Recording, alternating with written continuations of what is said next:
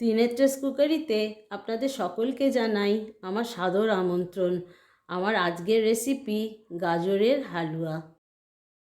আজ আমি আপনাদের সঙ্গে আমি যেভাবে গাজরের হালুয়া বানাই শেয়ার করছি। অতি সিম্পল ইনগ্রিডিয়েন্টস দিয়ে তৈরি করব। আর আপনারা তো জানেনই ত্রিনেত্রাস কুকারি মানেই সিম্পল ইনগ্রিডিয়েন্টস ডেলিশিয়াস ফুড।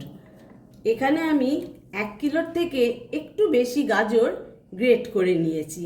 এবার কড়াতে 1 চামচ ঘি দিলাম। খুব বেশি ঘি দিতে লাগবে না এখানে। ঘিটাকে একটু গালিয়ে নিচ্ছি। এবার এতে 3-4টে তেজপাতা দিয়ে দিলাম, তাহলে একটু সুন্দর গন্ধ বেরোবে। এবার এর ভেতরে গাজরটা দিয়ে দিচ্ছি। গাজরটাকে এইভাবে একটু নেড়ে নেব। 5 মিনিট নেড়ে নিয়েছি। এবার একটু ঢাকা দিয়ে রাখলাম। 2 মিনিট পর ফিরে আসছি। 2 মিনিট পর ফিরে এলাম। এবার আমি এতে 1 লিটার ফুল ফ্যাট মিল্ক দিচ্ছি। আপনারা যদি চান তাহলে হাফ লিটার দুধের সঙ্গে একটু মিল্ক পাউডার গুলে দিয়ে দিতে পারেন। এইভাবে দুধ দিয়ে গাজরটাকে সেদ্ধ হতে দেবো। এই দুধটা যখন ঘন হয়ে অর্ধেক হয়ে যাবে, হাফ হয়ে আসবে, তখন ফিরে আসছি। দেখুন দুধটা ঘন হয়ে গেছে, কতটা টেনে নিয়েছে গাজর। এই সময় এতে চিনি দিয়ে দিচ্ছি।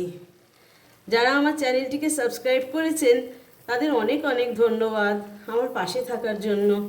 যারা আমার চ্যানেলে নতুন, একটু রিকোয়েস্ট করছি সাবস্ক্রাইব করে দেবেন, পাশে থাকবেন, আমার এই ছোট্ট চ্যানেলটিকে এগিয়ে নিয়ে যাওয়ার একটু সাহায্য করবেন। এই বাটির 1 বাটি চিনি আমি দিলাম।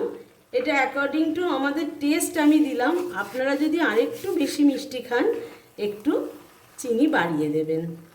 চিনিটা দেওয়ার পরে দেখুন এই রকম ঘন হয়ে গেছে। এই সময় এতে কাজু বাদাম দিয়ে দিলাম কুচি, তার সঙ্গে কিশমিশ দিলাম, আমন্ড ছিল সেও একটু কুচি। এতে যত ড্রাই ফ্রুটস দেবেন খেতে তত ভালো লাগবে। একটু মিক্স করে নিচ্ছি। এইবার এতে ঘি দিচ্ছি। আগে 1 চামচ দিয়েছিলাম, এখন বড় চামচের আরও 1 চামচ দিলাম। আর ছোটো এলাচের গুঁড়ো দিলাম। এবার ভালো করে মিক্স করে নেব। আমার রান্নাটা কমপ্লিট হয়ে গেছে। এবারে সার্ভ করে দেখাচ্ছি। আমার রান্নাটা কমপ্লিট হয়ে গেছে। আপনাদের কেমন লাগলো একটু কমেন্ট সেকশানে লিখে জানাবেন। একটা লাইক শেয়ার দেবেন। এতক্ষণ আমার সঙ্গে থাকার জন্য অনেক অনেক ধন্যবাদ।